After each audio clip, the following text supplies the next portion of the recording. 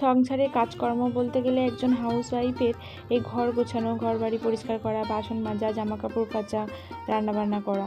তো অনেকেই বলে যে কি কাজ করে একটা সংসারের বউ, কি কাজ করে?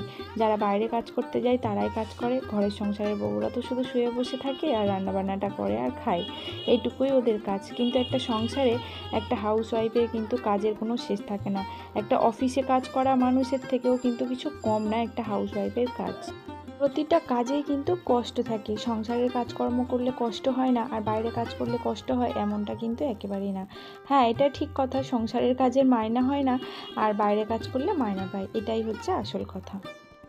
যাই হোক, অন্যান্য বউদের থেকে হয়তো আমার কাজ অনেক কম, তাই এই কথাগুলো আমার শুনতে হয়। তো আমার সংসারে যেমন কাজ আমি তেমনই করি, এর বেশি তো আর করতে পারবো না। সকাল সকাল উঠে আগে বিছানাটা পরিষ্কার করে নিয়ে নিজের যে ডিটক্স ড্রিঙ্কটা থাকে সেই ড্রিঙ্কটা খেয়ে নিলাম। আর মাথায় না তেল মেখে নিয়েছি।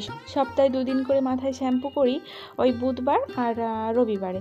আজকে বুধবার, আর বুধবারে আমি এই যে হালকা হাতে কিছু ঘরবাড়ির আসবাবপত্রগুলো ডাস্টিং করছি। আর দেখো না, ড্রেসিং টেবিলটা পরিষ্কার করতে গিয়ে না হাত থেকে সিঁদুরের কৌটোটাই খুলে পড়ে গেছিলো। তো মনটা একটু খুঁতখুত করছিল, তারপর ভাবলাম এগুলো কুসংস্কার ছাড়া কিছুই না, হাত থেকে তো পড়ে গেছে, আমি তো ইচ্ছে করে ফেলিনি। তো পরিষ্কার করে মুছে মাজে নিয়ে এই যে কিছু জিনিসগুলো ধুলো পড়েছিল সেইগুলো একটু পরিষ্কার পরিচ্ছন্ন করে আবার জায়গার জিনিস জায়গায় রেখে দেবো। দিয়ে কিছু জামা কাপড় কেচেছি সেগুলো তুলে নিয়ে আবার কিছু যেগুলো বিছানার বেড কভারগুলো তুললাম না, ওগুলো আবার ভিজিয়ে দেবো, মানে কাচবো আর কি। আজকে রোদও আছে ভালো, রোদ্রে শুকিয়েও যাবে। তো এইগুলো করার পর না আমি রান্নাবান্নাটা করে নিয়েছিলাম, মানে নাইটি ফাইটি চেঞ্জ করে রান্নাবান্নাটা হয়ে গেছিলো।